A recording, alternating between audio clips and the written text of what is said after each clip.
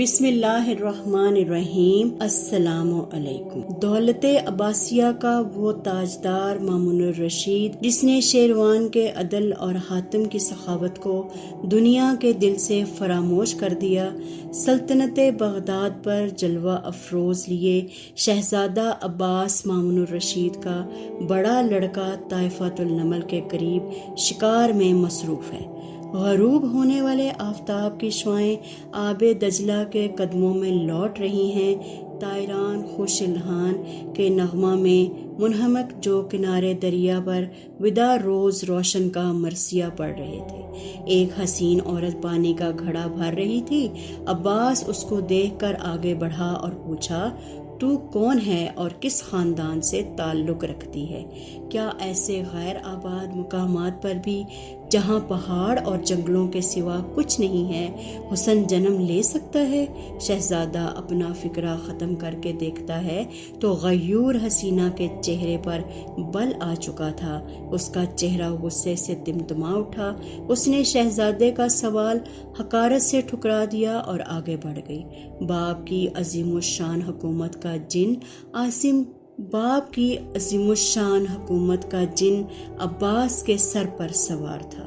حکم دیا، اس مغرور عورت کا حسب و نسب معلوم کرو اور میری طرف سے نکاح کا پیغام دے دو۔ نوکر چاکر اس عورت کے پیچھے روانہ ہوئے۔ شہزادے نے اپنا شکار ملتوی کیا اور خیمہ میں آ کر خاموشی سے بیٹھ گیا۔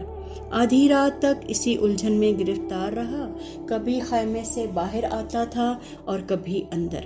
اتنے میں ایک خادم نے آ کر عرض کیا، حضور، عورت خاندان برامکا کی لڑکی مغیرہ بن ازدار ہے اور 2 بچوں کی ماں اور حسین ابن موسیٰ کی بیوہ ہے۔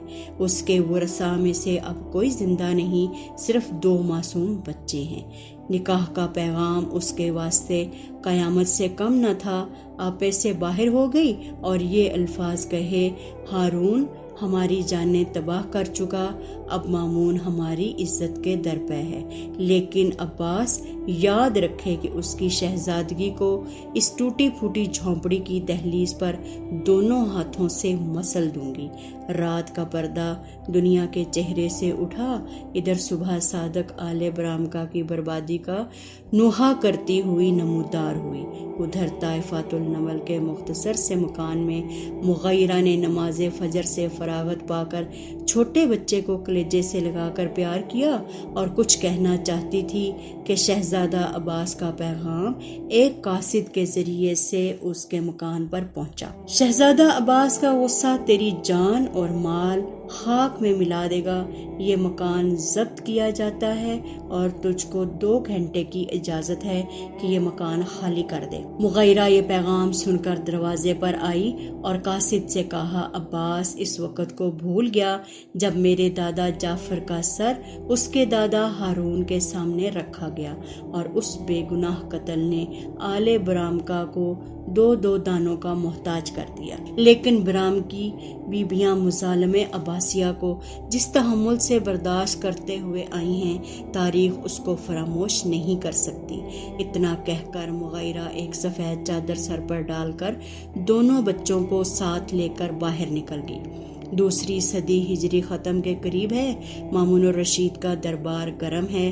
مامون کے پہلو میں عباس تخت نشین ہے۔ امراء وزراء خاموش بیٹھے ہیں کہ مظلوم مغیرہ جس کا چہرہ 14ویں رات کو شرماتا تھا لیکن اب ضعیفی کے آثار نمودار ہو رہے تھے، دربار شاہی میں حاضر ہوئی اور کہا، ایک بیوہ کا مکان صرف اس لیے کہ وہ اپنی عصمت کی محافظ تھی، سلطنت عباسیہ کو مبارک ہو۔ لیکن مامون الرشید، ایک دن اس بادشاہ کو بھی منہ دکھانا ہے جس کی سلطنت کبھی بھی فنا نہیں ہوگی۔ ایک ظالم کی تیرے پاس فریاد لائی ہوں، انصاف کر اور داد دے۔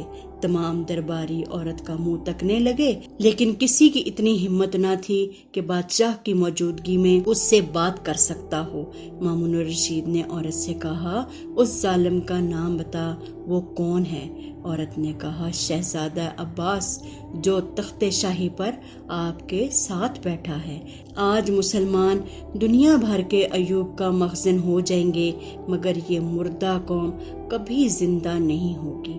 مامون کا چہرہ اتنا سنتے ہی غصے سے سرخ ہو گیا۔ اس نے جوابدار کو حکم دیا کہ اس عباس کو اس عورت کے برابر کھڑا کر دے تاکہ مدعی اور مدعا علیہ میں کوئی امتیاز نہ رہے۔ شہزادہ عباس خاموش تھا اور ہر سوال کے جواب میں رک رک کر ایک آدھی بات کہہ دیتا تھا۔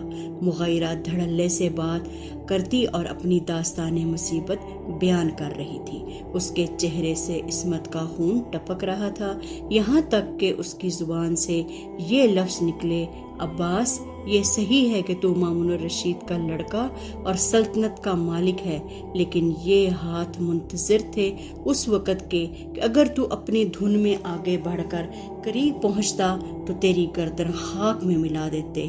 آل برامکا کی دولت عباسیوں نے پامال کر دی، مگر ہماری عصمت و دولت ہے کہ ہم عباسی سلطنت کو اس پر سے قربان کر دیں گے۔ وزرائے سلطنت مغیرہ کی جرأت پر متعجب ہوئے اور کہا یہ بے باکی آداب شاہی کے خلاف ہے، ادب سے گفتگو کرو۔ مامون نے کہا اس کو مت روکو، یہ حق رکھتی ہے کہ جو کچھ اس کے منہ میں آئے یہ کہہ دے۔ یہ صرف اس کی صداقت ہے جس نے اس کی زبان کو تیز اور اس کے حوصلے کو بلند کر دیا، اور عباس کی کمزوری ہے کہ جس نے اس کو گونگا بنا دیا۔